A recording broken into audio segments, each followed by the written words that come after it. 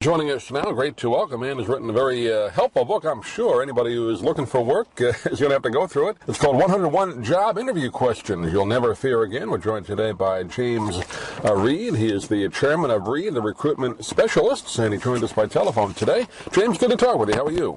Very good, Doug. Thanks. Yeah, good to talk to you too. Yeah, very important thing I guess we'll have to go through. Everybody kind of hates it, though, and that's kind of the premise of the book. But you say we won't have to fear it, a job interview again. So that's good news.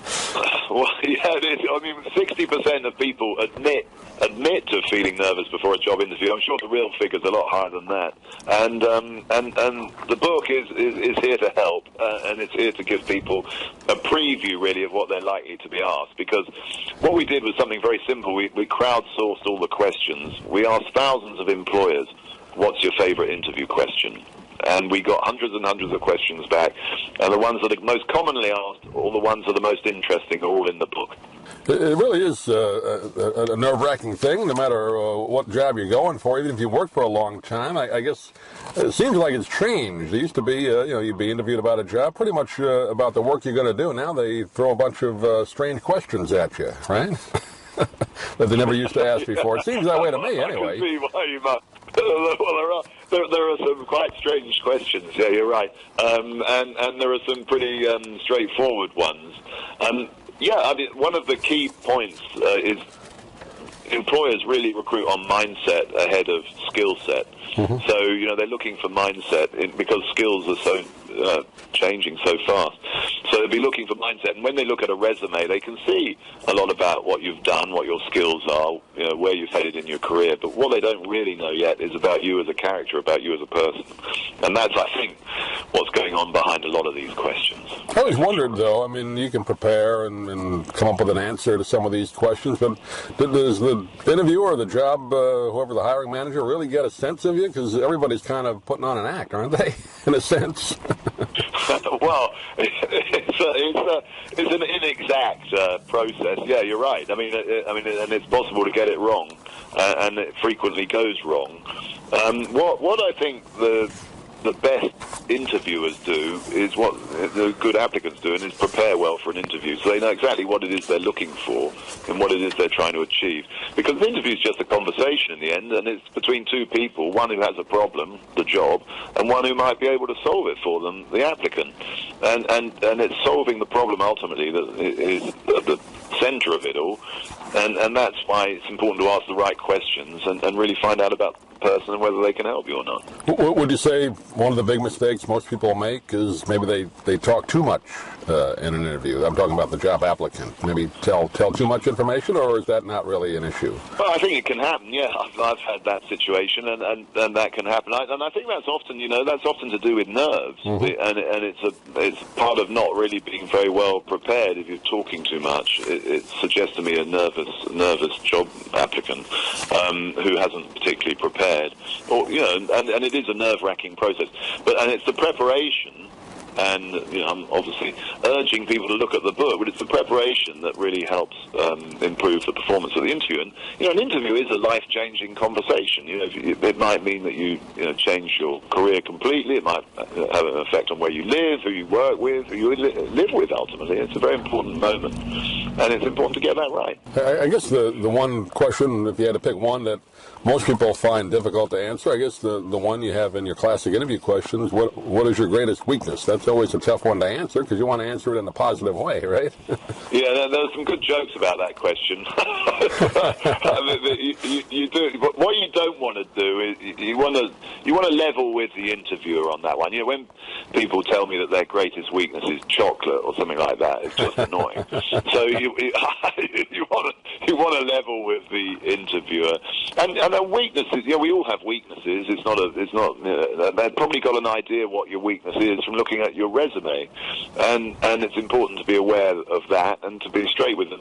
And a weakness is often the other side of a strength. I'm an impatient person, right, but that means I often get things done. but it might be in some negotiations, being patient is really important. So, so being aware of your weaknesses is often a strength, isn't it? I always thought, you could say, I sometimes find it hard to delegate because I want to do it, make sure it gets done right myself. That's kind of a positive way to answer it, I guess. Something like that, right? Is that what you're trying to do? No, I'd say the opposite. I love delegating. Right. Because I think you could, and I think what that says about it's important to be true to who you are, really. Because some people don't like delegating at all because they want to make sure it's all perfect and that's how they want to do it, and they manage their work in that way. And other people want to be able to delegate a project so they can move on to the next one, and that's fine. And it's important that you understand what your preference is when you go for the interview to make sure you get the right job. I mean, there'll be some jobs that suit some people and some that suit others, and it's important for the person applying for the job to ask themselves the question, is this the right job for me? Just as it's important for an interviewer to ask, is this the right person for us?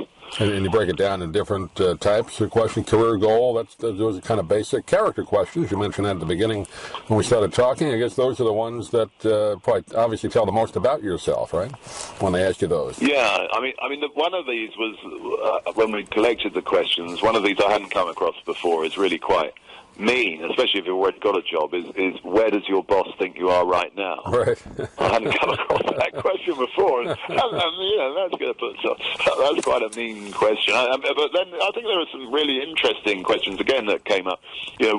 What do people assume about you that would be wrong? I mean, that's a level of self-awareness beyond what do people at work think of you or how they describe you. What do people assume about you that would be wrong? I think that's a good character question, and what they're trying to do is find out more about you as a person. I think it's important when you answer those questions to be true to who you are as a person, so that if it's a match, you'll find out sooner rather than later. And if it's not a match, you can move on and interview somewhere else. And the ones that are kind of really entertaining, we mentioned a couple already, the curveball and creativity questions, right? I guess, what kind of animal would you like to be? Those kind of things. So I never could understand how to answer those myself. These strange new questions, yeah. No, I mean, they are somewhat sort of surprising, some of them, and what the purpose behind these questions often is to put the individual under pressure. So, how do they perform when there's something unexpected happens, which, as we all know, happens all the time at work. So, are they going to remain cool, or are they going to crumple? And that's why a lot of interviewers, I think, like these questions. Some people are outraged by them and say, I'd walk out if I got asked one of those crazy questions. How many traffic lights are there in New York, or something like that? But that's why they're being asked. And so if you know that's why they're being asked, and you've had a chance to think about it a bit, it doesn't matter what animal you say, as long as you've thought about why you want to be a lion or a duck or a tiger or whatever it is. and in your explanation, you give a bit more information about who you are. Do you recommend, James, when you go over these questions, people practice out loud, or how do you practice for some of these? It's quite a few people who've got the book have sort of tried them out at home with the family. Mm-hmm. And it's quite a good thing to do, because it's quite fun to ask some of these questions around the table, like some of the ones we've just been discussing. And it gives you a chance just to rehearse them in a friendly and low-risk environment. And I think that's good. And then also, just on the way to your interview, just go over some of them in your mind. I mean, the first question, tell me about yourself, is one that you, if you're prepared, should be able to nail. And, getting off to a good start is really going to help the rest of the interview. So just run over them in your mind before you go, so that you're well prepared. Yeah, it's the one they always ask on game shows. The MC would say, tell me about yourself, right? That's Yeah, exactly. And sometimes you get really good answers, and sometimes, what went wrong there, sort of thing. Well, it's a great book, very helpful book as well. 101 job interview questions you'll never fear again. We've been talking with James Reed today, and I know you do this in your work because you're a recruiter, so you come from this firsthand. So you got great information. And do you have a website, James? You want to get people more information on the book? Yeah, sure. Well, the book's available, obviously, in local bookstores and on Amazon. And my Twitter feed is James_A_Reed. Be happy to help anyone who has any questions. My favourite review of the book was three-letter words and 5 stars, and the 3 words were "got the job." I really hope it helps any listener who gets it get the job of their dreams. That's why we wrote it. That's great. And James, pleasure talking to you. I know we have limited time. Hopefully we can do it again down the road, but thanks for being with us today. Yeah, pleasure too, Doug. Thank you very much.